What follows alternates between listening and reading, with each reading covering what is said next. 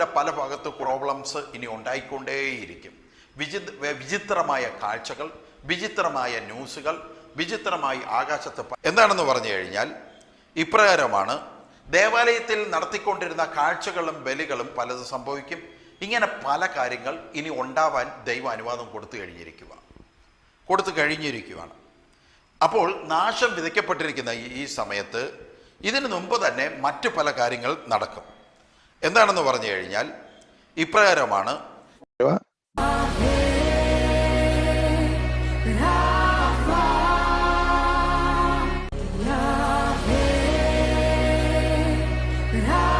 രണ്ടായിരത്തി 2018 നമ്മൾ കടന്നു കഴിഞ്ഞപ്പോൾ മറ്റെങ്ങും ഇല്ലാത്ത വിധത്തിൽ ക്രിസ്തീയ സഭ ലോകം മുഴുവനിലും പല പ്രശ്നങ്ങൾ അഭിമുഖീകരിക്കുന്നതായിട്ട് നമുക്ക് കാണാൻ സാധിക്കും. 2005 ശേഷം ക്രിസ്തീയ സഭ ലോകം മുഴുവൻ മറ്റ് ഒരു കാലത്തും ഇല്ലാത്ത വിധത്തിൽ പഴയ ചരിത്രങ്ങളെ ഓർമ്മപ്പെടുത്തുന്ന തരത്തിൽ ഒരുപാട് പീഡനങ്ങൾ സഹിക്കേണ്ടതായിട്ട് വന്നിട്ടുണ്ട്. ദൈവദാസന്മാർ പിടിക്കപ്പെടുകയും ദൈവദാസന്മാരെ തെറ്റായ ആരോപണങ്ങൾ നടത്തി പീഡിപ്പിക്കപ്പെടുകയും അടിക്കുകയും ജയിലിലാക്കുകയും ഒക്കെ ചെയ്തത് നമുക്കറിയാം. ഈ 2010 കഴിഞ്ഞ ഉടനെ അനേകം ദൈവദാസന്മാർ താൻ ചെയ്ത കുറ്റകൃത്യം എന്താണെന്ന് പോലും അറിയില്ലാതെ ഒരുപാട് പേർ ജയിലിൽ കിടക്കുന്നത് നമുക്കറിയാൻ സാധിക്കുന്നുണ്ട്. ഇങ്ങനെ 2015 കഴിഞ്ഞു. നമുക്ക് വരാൻ പോകുന്ന ഏറ്റവും വലിയ, നമ്മളിപ്പോൾ അനുഭവിച്ചുകൊണ്ടിരിക്കുന്ന ഏറ്റവും വലിയ വേദന, ബഹുമാനിക്കപ്പെടുന്ന അനേകം ദൈവദാസന്മാർ അപമാനിക്കപ്പെടുന്ന തരത്തിലും ബഹുമാനിക്കപ്പെടുന്ന അനേക ദൈവദാസന്മാരുടെ മ്ലേച്ഛകരമായ സ്വഭാവങ്ങൾ വെളിപ്പെടുന്ന തരത്തിലും ചർച്ച ചെയ്യുന്ന തരത്തിലും എന്ന് വേണ്ട ക്രിസ്തീയ ഭക്തി തന്നെ ഒരു വെറുതെയുള്ള ഒരു ആഡംബരമാണെന്നോ അല്ലെങ്കിൽ അതൊക്കെ വെറുതെയുള്ള ഒരു തോന്നലാണെന്നോ ചിന്തിക്കുന്ന തരത്തിലേക്ക് ജനം മാറുന്ന സംഭവങ്ങളാണ് ഇപ്പോൾ ഉണ്ടായിക്കൊണ്ടിരിക്കുന്നത്. ഇതൊക്കെ ദൈവം അറിയാതെ ഉണ്ടാകുന്നതാണോ, അതോ ഇതിനെക്കുറിച്ച് ദൈവത്തിന് യാതൊരു പ്രവചനങ്ങളോ ഒന്നുമില്ലായിരുന്നോ എന്നൊക്കെ നമുക്ക് സംശയങ്ങൾ തോന്നുവാനും ചിന്തിക്കാനും നമുക്കിടയാകും. മറ്റൊരു കാലത്തും ഉണ്ടാവാത്ത വിധത്തിൽ എവിടെയും ഏത് സമയവും പത്രങ്ങളിലും വാർത്തകളിലും സ്റ്റേഷനുകളിലും പോലീസ് സ്റ്റേഷനുകളുമായിട്ട് ബന്ധപ്പെട്ട് സോഷ്യൽ മീഡിയകളിൽ ബന്ധപ്പെട്ടൊക്കെ അനേകം നല്ല നല്ല ദൈവദാസന്മാർ വിമർശിക്കപ്പെടുന്നത്, ചിലവർ സ്വയം തെറ്റുകാരാകുന്നതും ഒക്കെ നമുക്ക് കാണുവാനായിട്ട് സാധിക്കുവാണ്. ഇവിടെയാണ് നമ്മൾ മനസ്സിലാക്കേണ്ടത് എന്തുകൊണ്ടാണ് ഇങ്ങനെ സംഭവിക്കുന്നത്. നമുക്കറിയാം, യേശുക്രിസ്തു പറഞ്ഞിട്ടുണ്ട്, നല്ല വിത്തിനോടൊപ്പം കളകളും വയലിൽ വളരും എന്ന് പറയുന്നുണ്ട്. കളകളെയും നല്ല വിത്തിനെയും വേർതിരിക്കപ്പെടുന്ന ഒരു കാലമുണ്ട് എന്നും കർത്താവ് പറയുന്നുണ്ട്. കാഹള ശബ്ദം മുഴങ്ങാൻ സമയമാകുമ്പോൾ നിഴലുകൾ പടപടപടാ സംഭവിച്ചുകൊണ്ടിരിക്കും. കാഹള ശബ്ദത്തിനോട് ചേർന്ന് ഏതെല്ലാം ഉദാഹരണങ്ങൾ, ഏതെല്ലാം വചനങ്ങൾ പറഞ്ഞിട്ടുണ്ടോ ആ വചനങ്ങളുടെ എല്ലാം നിഴലുകൾ സംഭവിച്ചുകൊണ്ടേയിരുന്നേ പറ്റത്തുള്ളൂ. ഇപ്പോൾ നിഴലുകൾ സംഭവിച്ചുകൊണ്ടിരിക്കുന്നുവെങ്കിൽ കാഹള ശബ്ദം കേൾക്കാൻ 100% സമയമായി എന്ന് വിശ്വസിച്ചേ പറ്റൂ. ഇവിടെ ഇന്ന് നമ്മൾ പഠിക്കേണ്ടത് വിനാശത്തിൻ്റെ നിന്ദ്യ വസ്തു ദേവാലയം ഇരുന്നെടുത്ത് ദേവാലയത്തിൻ്റെ ചിറകിന്മേൽ നിൽക്കുന്നത് കാണുമ്പോൾ വായിക്കുന്നവൻ ഗ്രഹിച്ചു കൊള്ളട്ടെ എന്ന് പറഞ്ഞ വചനം. ദേവാലയത്തിൻ്റെ ചിറകിന്മേൽ നിന്ദ്യമായ വസ്തു നിൽക്കുന്നത് കാണുമ്പോൾ വായിക്കുന്നവൻ ഗ്രഹിച്ചോളണം. ആരും പറഞ്ഞു തരുന്നില്ല. ആത്മാവ് ഉണ്ടെങ്കിൽ, പരിശുദ്ധാത്മാവ് നിന്നിലുണ്ടെങ്കിൽ നീ ഗ്രഹിച്ചോളണം. സമയമായിരിക്കുകയാണ്. ദേവാലയങ്ങളിൽ തർക്കശാസ്ത്രങ്ങളിലൂടെ ലൗകികമായ വിചിന്തനങ്ങൾ വഴി മതഭ്രാന്തരല്ലാത്തവർ എന്ന തരത്തിൽ തരംതിരിച്ചുകൊണ്ട് ജ്ഞാനമുള്ളവർ ജ്ഞാനമില്ലാത്തവർ എന്ന തരത്തിൽ വിശുദ്ധരെ വേർപെടുത്തിക്കൊണ്ട് ലോകത്തോടുള്ള മൈത്രി സൂക്ഷിക്കുന്ന ഒരു കൂട്ടം ജനത്തിൻ്റെ എണ്ണം കൂടി വരികയാണ്.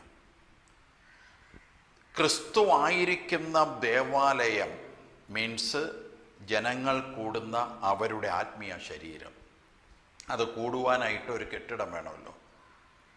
ആ കെട്ടിടം അതിൽ കൂടുന്ന ജനവും ഒരേ സമയത്ത് ലോകത്തിലെ ദൈവങ്ങളോട് മൈത്രി ചേരുകയും ആ മൈത്രി ചേരുമ്പോൾ ലോകത്തോടുള്ള ദൈവത്തോടുള്ള മൈത്രി ചേരുകയാണ്.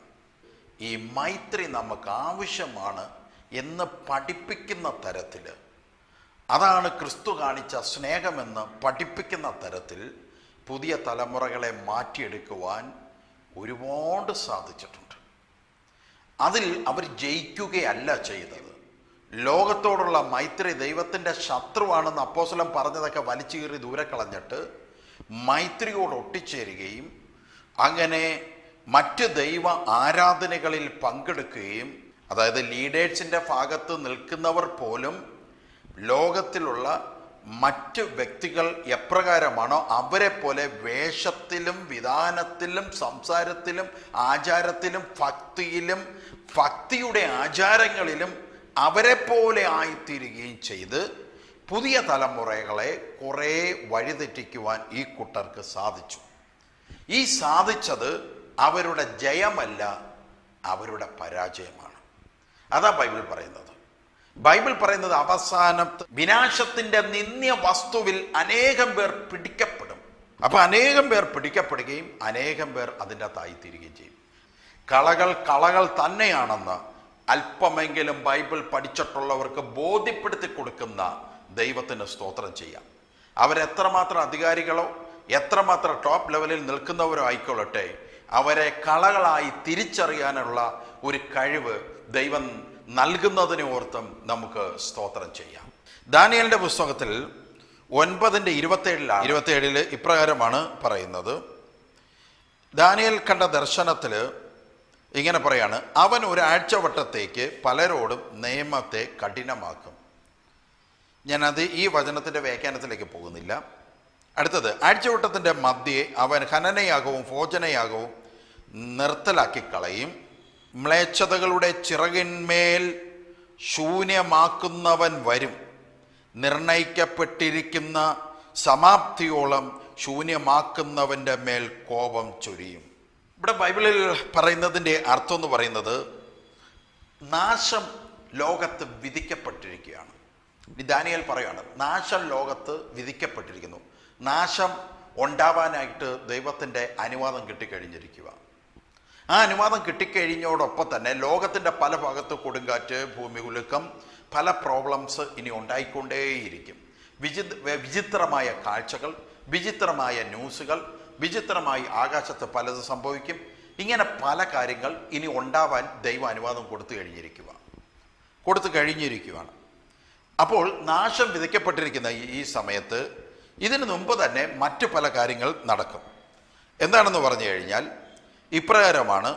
ദേവാലയത്തിൽ നടത്തിക്കൊണ്ടിരുന്ന കാഴ്ചകളും ബലികളും നിർത്തലാക്കിയിട്ട് അവിടെ എന്തു ചെയ്യും? അവിടെ വിനാശത്തിൻ്റെ മ്ലേച്ഛത കടന്നു വരും. ദേവാലയത്തിൽ വിനാശത്തിൻ്റെ മ്ലേച്ഛതകൾ നിലനിൽക്കുമ്പോൾ അത് എത്ര നാൾ നിലനിൽക്കും എന്നുള്ളൊരു ചോദ്യം കൂടെ വരുന്നുണ്ട്. ആ വിനാശത്തിൻ്റെ മ്ലേച്ഛത മാറ്റണമെങ്കിൽ വിനാശകന്റെ മേൽ വലിയ ക്രോധം ഇറങ്ങി വന്ന് അവനെ അവിടെ നിന്ന് നീക്കിക്കളയുന്നവൻ കടന്നു വരുന്നത് വരെയും ആ വിനാശത്തിൻ്റെ മ്ലേച്ഛത നിലനിൽക്കും. ഇതാണ് വചനത്തിൻ്റെ പൂർണ്ണമായ ഒരു പൊരുൾ എന്ന് പറയുന്ന ഇതാണ്. അപ്പോൾ ഇത് എപ്പോൾ സംഭവിച്ചു, എപ്രകാരം സംഭവിച്ചു എന്നാണ് നമ്മൾ ഇനി നോക്കേണ്ടത്. BC 165 അന്ത്യോക്കസ് എപ്പാപ്പാനസ് ജെറുസലേം ദേവാലയം ആക്രമിക്കപ്പെടുകയും അദ്ദേഹം ആക്രമിക്കപ്പെട്ടതിന് ശേഷം ജെറുസലേം ദേവാലയം സെർച്ച് ചെയ്തു. അദ്ദേഹം നോക്കിയ കാണാൻ ഹോമയാഗം നടക്കാൻ ഒരു സ്ഥലം, ഹനനയാഗം നടക്കുന്നത്, അതുപോലെ തന്നെ പാപപരിഹാര ബലി നടക്കുന്നത്, തിരു സന്നിധിയിൽ കയറിപ്പോകുന്നതിൻ്റെ കർട്ടൻ 2 ഇങ്ങനെ ഇതെല്ലാം കണ്ടു. യഹൂദന്മാരുടെ ദൈവം അത് വലിയ ദൈവമൊന്നുമല്ല, യഹോവയ്ക്ക് വലിയ ശക്തിയൊന്നുമില്ല. അതിനേക്കാൾ വലിയ ശക്തിയാണ് എൻ്റെ ദേവനായ സേവോസ്. യഹൂദന്മാരുടെ ദേവാലയത്തിനും യഹൂദന്മാരുടെ ദൈവത്തിനും ശക്തിയില്ല. എബ്രായക്കാരുടെ ദൈവം, ഇസ്രായേലിൻ്റെ ദൈവം അശക്തനാണ്. അത് ഞാൻ തെളിയിക്കാൻ പോവുകയാണ്. കാരണം ഈ ദൈവത്തിന് ശക്തി ഉണ്ടെങ്കിൽ അവൻ എന്നെ ഒന്ന് തൊടട്ടെ. അദ്ദേഹം എന്തു ചെയ്തു? അദ്ദേഹം അന്ത്യോക്കസ് പെട്ടെന്ന് പറഞ്ഞു, യഹൂദന്മാരുടെ ദൈവത്തിന് നിഷിദ്ധമായ മൃഗമേതാ? ആൾക്കാർ പറഞ്ഞു പന്നിയാണെന്ന് പറഞ്ഞു. പന്നിയെ കൊണ്ടുവരാൻ പറഞ്ഞു. 100 കണക്കിന് പന്നികളെ കൊണ്ടുവരാൻ പറഞ്ഞു. ആ പാപപരിഹാര ബലിയിൽ, ആ ദഹനയാഗം നടക്കുന്നിടത്ത് ഒക്കെ പന്നികളെ അർപ്പിക്കണമെന്ന് പറഞ്ഞു. പന്നികളെ ബലിയർപ്പണം നടന്നു. ഭയങ്കരമായ ബലിയർപ്പണം നടത്താൻ അവർ പന്നികളെ കൊണ്ടുവന്നു. അത് കഴിഞ്ഞപ്പോൾ ചോദിച്ചു, എവിടെയാണ് ഇവർ വളരെ പ്രധാനമായി യഹോവയെ പ്രതിഷ്ഠിച്ചിരിക്കുന്ന സ്ഥലമെന്ന് പറയുന്നത് എവിടെയാണ്? അപ്പോൾ പറഞ്ഞു, അതാണ് ഏറ്റവും ടോപ്പ്, തിരുസന്നിധിയായിട്ട് അവർ കണക്ക് കൂട്ടി വെച്ചിരിക്കുന്ന ശ്രീകോവിൽ അതാണ്. അങ്ങനെ മോശയുടെ പെട്ടകം സ്ഥാപിച്ചിരുന്ന അതിപ്രധാനപ്പെട്ട 3-ാം സ്ഥലം എന്ന് വിളിക്കപ്പെടുന്ന തിരശ്ശീലയ്ക്കകത്തുള്ള സ്ഥലത്തേക്ക് അയാൾ പോകുകയും സേവ്യൂസ് ദേവന്റെ മുട്ടം വിഗ്രഹം കൊണ്ടുവെക്കുകയും ചെയ്തു. കർത്താവിൻ്റെ പെട്ടകം ഇരുന്ന സ്ഥാനത്ത് അബ്രാം ഇസാക്കിനെ ബലി കൊടുത്ത ആ പാറയുടെ മുകളിൽ സേവ്യൂസ് ദേവന്റെ വിഗ്രഹം പ്രതിഷ്ഠിച്ചു. എന്നിട്ട് പറഞ്ഞു, ബലിയർപ്പണം നടക്കട്ടെ എന്ന് പറഞ്ഞു. പന്നികളെ ബലിയർപ്പിച്ചു. അവിടെ എല്ലാം കെട്ടുകണക്കിന് പന്നികളെ ബലിയർപ്പിച്ചു. ലോകം മുഴുവനോടും അന്ത്യോക്കസ് എപ്പിഫാനസ് വിളിച്ചു പറയുകയാണ്, യഹോവയ്ക്ക് ശക്തിയില്ല, യഹോവ ഒന്നുമല്ല, ദാ സേയൂസ് ദേവനാണ് വലുത്. ഇത് യഹോവയായ കർത്താവിനെതിരെയുള്ള അന്ത്യോക്കസ് എപ്പിഫാനസിൻ്റെ ഒരു വെല്ലുവിളിയാണ് നടന്നത്. ഈ വെല്ലുവിളിയാണ് ഈ ദാനിയേൽ കണ്ട പ്രവചനമെന്ന് അന്നത്തെ കാലത്ത് അനേകം പേർ തെറ്റിദ്ധരിച്ചു. അന്നത്തെ കാലത്ത് ഒരുപാട് പേർ പറഞ്ഞു, ഇത് തന്നെയാണ് സത്യം.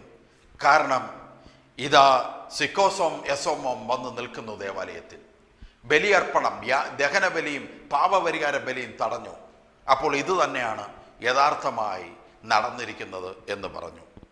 എന്നാൽ അയാൾ ബലിപീഠങ്ങൾ സ്ഥാപിക്കപ്പെടുകയും ഈ ദേവന് വേണ്ടിയിട്ട് പ്രത്യേക ബലികൾ അയാൾ നടത്തുകയും ചെയ്തു. എന്നാൽ ഉറപ്പായും പരിശുദ്ധാത്മാവ് നമുക്ക് വെളിപ്പെടുത്തി തരുന്നത്, ഈ സംഭവം കൊണ്ടോ ഈ നടന്ന സാഹചര്യങ്ങൾ കൊണ്ടോ ഈ വചനത്തിൻ്റെ പ്രവചനം തീരുന്നില്ല. പ്രവചനം ഒരിടത്ത് കൊണ്ട് അവസാനിക്കുന്നതല്ല. പ്രവചനം എപ്പോഴും തുടർന്നുകൊണ്ടേയിരിക്കും.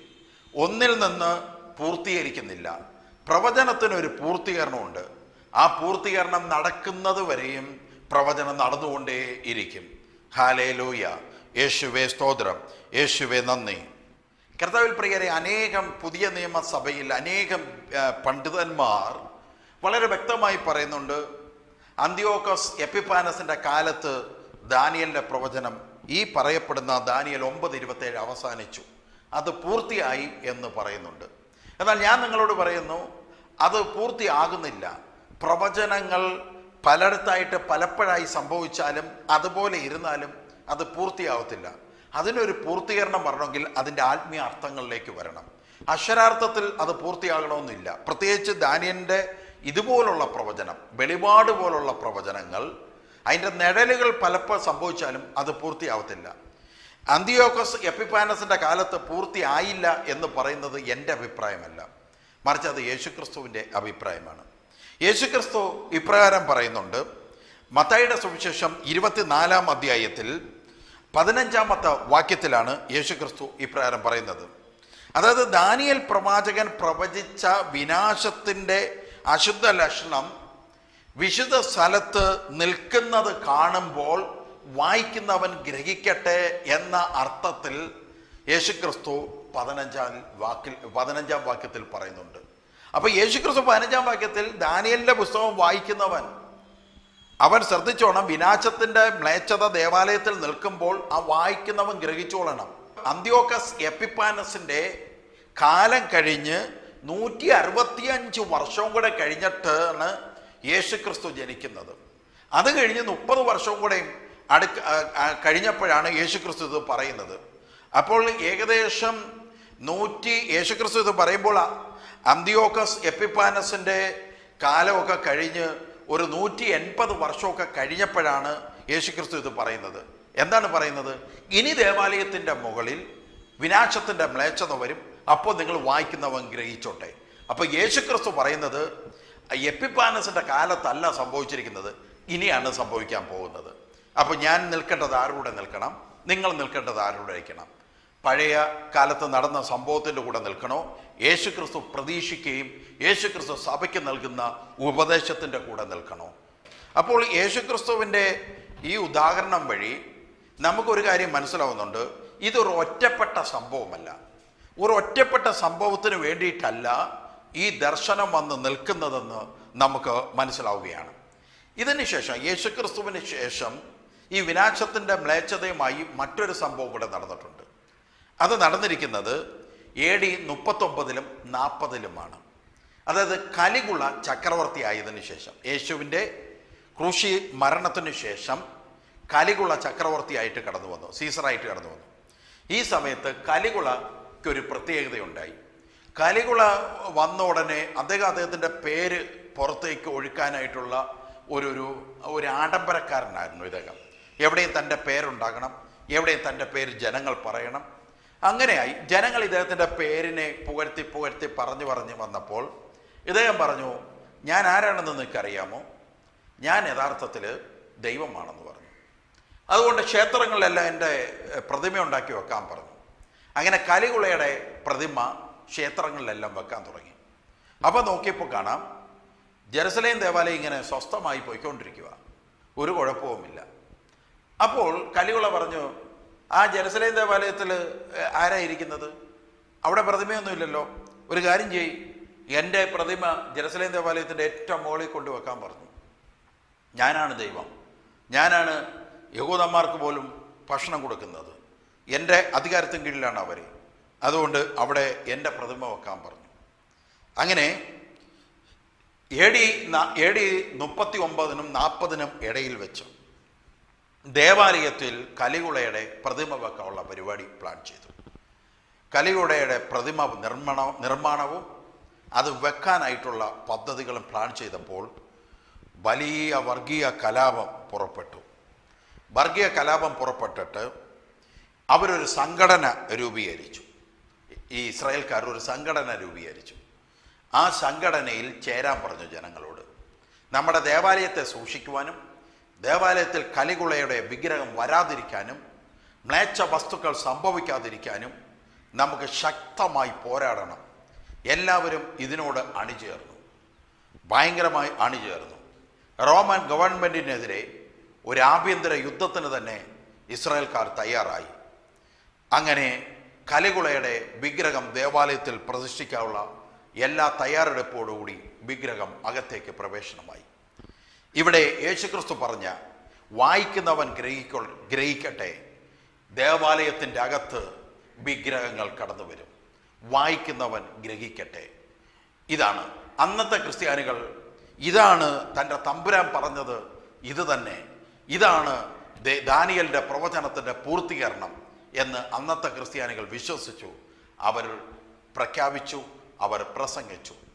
എന്നാൽ ഞാൻ വീണ്ടും നിങ്ങളടുത്ത് പറയുന്നു, ഒരൊറ്റപ്പെട്ട സംഭവവുമായി ബന്ധപ്പെട്ട് ഈ പ്രവചനം നിൽക്കുന്നില്ല. ഈ പ്രവചനം നടന്നുകൊണ്ടിരിക്കും. അതിൻ്റെ നിഴലുകൾ പലതും ഇങ്ങനെ വന്നുകൊണ്ടിരിക്കും. പക്ഷെ അതിനൊരു പൂർത്തീകരണമുണ്ട്. ആ പൂർത്തീകരണത്തിലേക്ക് വന്നേ പറ്റത്തുള്ളൂ. അത് കഴിഞ്ഞ് AD 70 ഈ സംഭവവും ഈ വർഗീയ കലാപങ്ങളോടുകൂടി ഈ ഇസ്രായേൽക്കാരും നമ്മുടെ റോമൻ ഗവൺമെൻറ് തമ്മിൽ ബദ്ധശത്രുക്കളായി മാറി. AD 70 തീത്തോസ് എന്ന് പറയപ്പെടുന്ന, ടൈറ്റസ് എന്ന് ഇംഗ്ലീഷിൽ വിളിക്കുന്ന ഒരു റോമൻ പട്ടാളത്തിൻ്റെ സൈന്യാധിപൻ വന്ന് യഹൂദന്മാരെ അടിച്ചമർത്തി ദേവാലയം കൊള്ളയടിച്ചു, ദേവാലയം ചുട്ടുകത്തിച്ചു. ആ സംഭവത്തിൽ നമ്മൾ അറിയുന്ന ചില കാര്യങ്ങളുണ്ട്. റോമക്കാർ ഈ ദേവാലയത്തിൻ്റെ അകത്ത് കയറി. അപ്പം ജാതികൾ ദേവാലയത്തെ കയറി, ജാതികൾ കയറി ഇതിനെ അശുദ്ധമാക്കി. പിന്നെ ദാവീദിൻ്റെ കാലത്ത് കാണാൻ കാത്തിരുന്ന ജനം, സോളമൻ്റെ രാജാവത്തെ കണ്ട് ആരാധിച്ചിരുന്ന ജനം, ജാതികൾ കയറാതിരുന്ന ദേവാലയം, അതിൻ്റെ അകത്ത് ഇവർ കയറി അശുദ്ധമാക്കി. ഈ അശുദ്ധമാക്കി ഇവരിതിനെ തീ വെച്ചു. ഈ സമയത്ത് കലികുളയുടെ കാലത്ത് തന്നെ രൂപീകരിക്കപ്പെട്ട ഒരു സംഘടനയായിരുന്നു സെലട്ടുകൾ എന്ന് പറയുന്ന യഹൂദ സംഘടന. സെലട്ടുകൾ റോമക്കാർക്കെതിരെ യുദ്ധത്തിന് തയ്യാറായി. അങ്ങോട്ടും ഇങ്ങോട്ടും കലാപം നടന്നു. ഈ കലാപം നടന്നപ്പോൾ സെലട്ടുകളുടെ ലീഡേഴ്സിനെ പിടിച്ചു, അണികളെ പിടിച്ചു ടൈറ്റസ്. ഇവരെയൊക്കെ പിടിച്ചിട്ട് ഇവരെ ദേവാലയത്തിൻ്റെ കാവൽക്കാരായി നിന്ന ഇവരെ പിടിച്ച് ദേവാലയത്തിൻ്റെ അകത്ത് കൊണ്ടുവന്നു. റോമൻ പട്ടാളം സെലറ്റുകളെ പിടിച്ച് പള്ളിയുടെ അകത്ത് കൊണ്ടുവന്നിട്ട് കർത്താവിൻ്റെ മുമ്പിൽ ദഹന ബലിക്കായും പാപപരിഹാര ബലിക്കായും അർപ്പണം നടത്തിക്കൊണ്ടിരുന്ന ബലിക്കല്ലിൻ്റെ മുകളിൽ അവരെ കൊണ്ട് കടത്തി അവരുടെ കഴുത്ത് അറുത്ത് റോമൻ ദേവതയ്ക്കും റോമൻ ദേവന്മാർക്കും ബലികൾ കൊടുത്തു. അനേകം സെലറ്റുകളെ ദേവാലയത്തിൻ്റെ അകത്തിട്ട് ബലിയർപ്പണം നടത്തി. സെലറ്റുകളുടെ രക്തങ്ങൾ ഇത് ദേവാലയത്തിൻ്റെ ബലിക്കല്ലിൻ്റെ മേൽ വീണു. ഇനി ആ ബലിക്കല്ല് ദൈവത്തിൻ്റെ ബലിക്കായി ഉപയോഗിക്കാൻ സാധിക്കുമോ? ഇനി ഈ ബലിക്കല്ല് ദഹന ബലിക്കായി സാധിക്കുമോ? പാപപരിഹാര ബലിക്കായി സാധിക്കുമോ? മനുഷ്യരുടെ രക്തം വീണ് കഴിഞ്ഞിരിക്കുന്നു. മനുഷ്യരുടെ രക്തം വീണ് കഴിഞ്ഞിരിക്കുന്നു. ദേവാലയം അശുദ്ധമായി. ദേവാലയം ബലിക്കല്ലിൻ്റെ മേൽ മനുഷ്യരുടെ കുരുതി നടന്നു കഴിഞ്ഞാൽ ആ ദേവാലയം പിന്നെ എന്തിനു കൊള്ളാം? ആ ദേവാലയം അശുദ്ധമായില്ലേ? ഇനി ആ ദേവാലയം എത്ര ശുദ്ധിയായ വെള്ളമൊഴിച്ച് കഴുകിയാലോ നടന്നത് തന്നെ അശുദ്ധമായി കഴിഞ്ഞിരിക്കുന്നു. ഒരു സമയത്ത് അന്ത്യോക്കസ് എപ്പിഫാനസ് പന്നികളെ ബലിയർപ്പണം നടത്തിയപ്പോഴും അവർ മനുഷ്യക്കുരുതികൾ ആ കല്ലിൻ്റെ മുകളിൽ നടത്തിയിരുന്നില്ല. പിന്നീട് അനേകം പ്രാർത്ഥനകൾ വഴി പുതിയ കല്ലുകൾ സ്ഥാപിച്ചാണ് അവർ വീണ്ടും ദേവാലയം പണിതത്. എന്നാൽ വീണ്ടും ശ്രദ്ധിക്കണമേ, ഇവിടെ ഇപ്പോൾ നടന്നിരിക്കുന്നത് മനുഷ്യക്കുരുതിയാണ്. ബലിക്കല്ലിൻ്റെ മേൽ നടന്നിരിക്കുന്നത് മനുഷ്യക്കുരുതിയാണ്.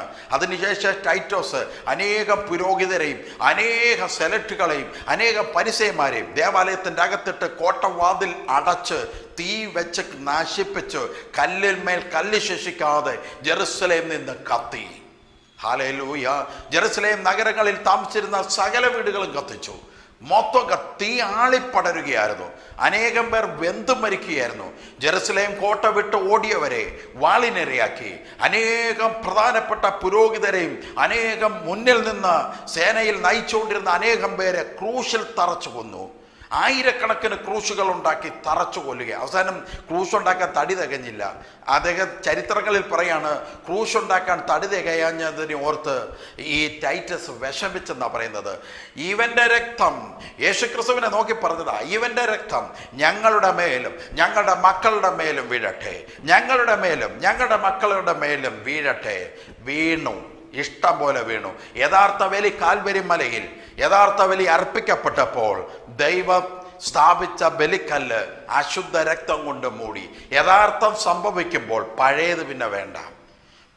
പുതിയ പൂർത്തീകരണം ഉണ്ടായിക്കഴിഞ്ഞാൽ പഴയ നിഴലിൻ്റെ ആവശ്യമില്ല. അതിൽ മൊത്തം അശുദ്ധമാക്കി. ഞാൻ ചോദിച്ചോളട്ടെ, ദേവാലയത്തിൽ ദൈവമില്ലേ? ജെറുസലേം ദേവാലയത്തിൽ ദൈവം ഇറങ്ങി വന്നതല്ലേ? എന്നിട്ട് യേശുക്രിസ്തു വരുന്നതിന് മുമ്പ് തന്നെ അന്ത്യോക്കസ് എപ്പിഫാനസിന്റെ കാലത്ത് പന്നികളെ ബലിയർപ്പിക്കാൻ ദൈവം എന്തുകൊണ്ട് തയ്യാറായി? എന്തുകൊണ്ട് അനുവദിച്ചു? എന്തുകൊണ്ട് ഇങ്ങനെ സമ്മതിച്ചു കൊടുത്തു? ദാനിയേലിന്റെ പ്രവചനം നടന്നേ പറ്റൂ. അതാണോ അർത്ഥം? അല്ല. ഞാൻ നിങ്ങളുടെ ഒരു കാര്യം പറയാം. ഞാൻ നിങ്ങളുടെ ഒരു കാര്യം മനസ്സിലാക്കാൻ പറയാം.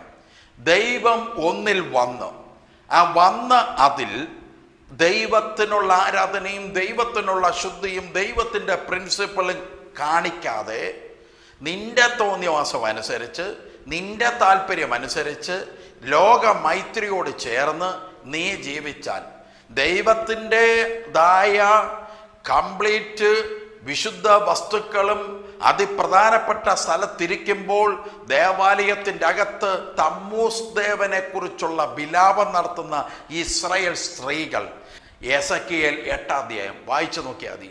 ഇതെല്ലാം ചെയ്യുമ്പോൾ ദൈവത്തിൻ്റെ വിശുദ്ധ വസ്തുക്കൾ അതിപ്രധാനപ്പെട്ട സ്ഥലത്തിരിക്കുക. ഇതെല്ലാം കണ്ടുകൊണ്ട് ദൈവം ഇങ്ങനെ ഇരിക്കണോ? ഈ തോന്നിവാസങ്ങളൊക്കെ കണ്ടുകൊണ്ടിരിക്കണോ? അതുകൊണ്ട് യെശയ്യാ പ്രവാചകൻ, എസെക്കിയേൽ പ്രവാചകൻ ഉറക്കെ വിളിച്ചു പറഞ്ഞു, ദൈവത്തിൻ്റെ സാന്നിധ്യം ദേവാലയത്തിൽ നിന്ന് ഉയർന്നു പൊങ്ങിപ്പോയി. ദേവാലയത്തിൽ നിന്റെ തോന്നിവാസങ്ങളും കണ്ടിരിക്കുന്ന ഒരു ദൈവമുണ്ടെന്ന് നീ വിചാരിക്കരുത്.